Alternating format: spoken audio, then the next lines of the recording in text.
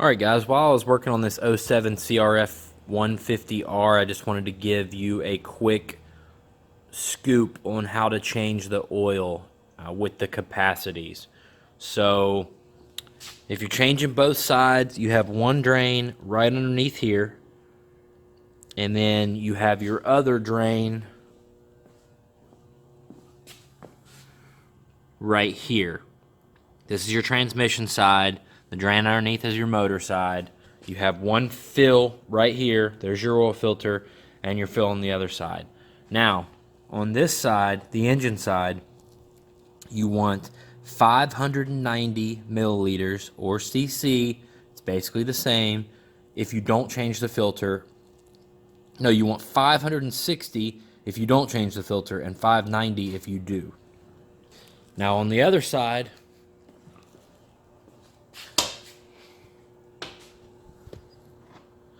if you've just drained this clutch side, you want to put about 580 in it.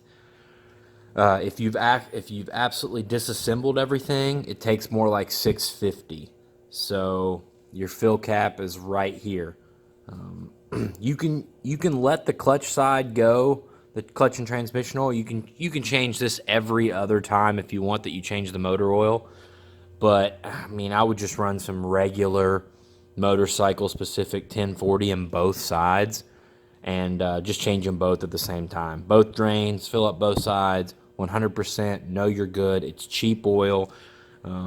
Some people will prefer to run this stuff in the transmission and clutches. You really don't need to do that. You can if you want. It's not going to hurt anything, but all the Japanese manufacturers recommend and are just fine with regular 1040 motor oil, motorcycle specific, in the engine of a 4-stroke and the transmission and clutches of a 2-stroke or a 4-stroke. So pretty simple, pretty easy, straightforward oil change on these. They've been the same for years.